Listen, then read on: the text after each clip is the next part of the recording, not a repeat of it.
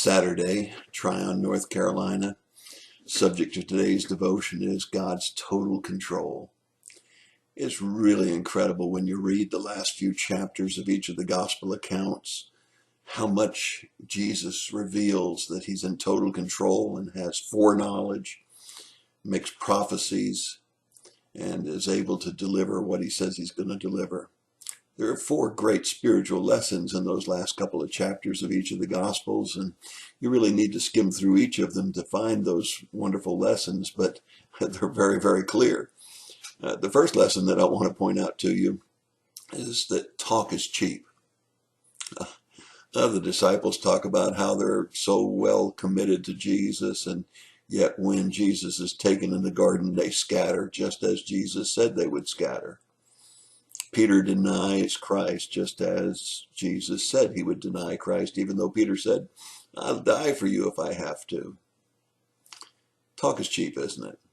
Until the rubber hits the road, until we're really tested with our faith and our trust in him, we're not really sure that our talk isn't just that, just talk. Second lesson that I want you to notice in those last chapters of the Gospels is that prayer is not only for intercession, that is for interceding for other people. It's not just for petition, that is asking for things. It's not just thanksgiving. It's not just praise of God. But prayer is also to ask not to be able to enter into temptation. Isn't that what Jesus said in one of his model prayers when his disciples said, teach us to pray? Lead us not into temptation. And when he went with his disciples into the Garden of Gethsemane, he said, pray that you not enter into temptation. When was the last time when you were praying and you asked all your petitions, the things you wanted, you interceded for all kinds of people that were sick and needed prayers, or you gave thanks to God for all the things that you have? When was the last time you prayed saying, God, help not lead me into temptation today? Boy, we ought to do that every day, shouldn't we? Especially when the flesh is so weak. Third lesson that I want to point out to you that's found in those last couple of chapters of the Gospels is that he is in control. I particularly want you to look at John chapter 18, verse 6. When they came with their clubs and their swords and their torches, and there was a large number of people there, far outnumbering his 12 who were not heavily armed. And what happened? Jesus spoke, and it says they fell back and fell to the ground. You talk about total control. I mean, he could have called 10,000 angels.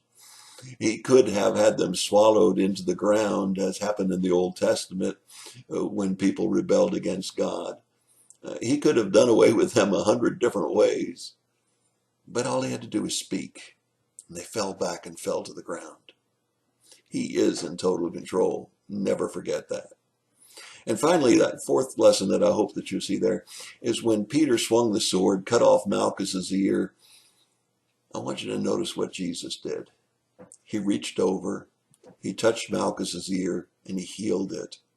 You see, the Bible teaches us to love our enemies, and it teaches us to have compassion.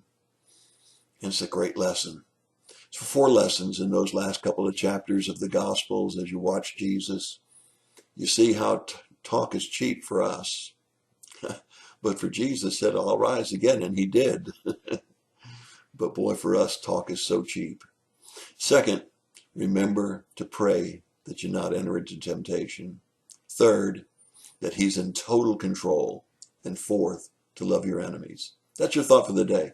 Don't forget to go to church tomorrow. Don't forget to set your clocks back tonight. And have a wonderful Saturday.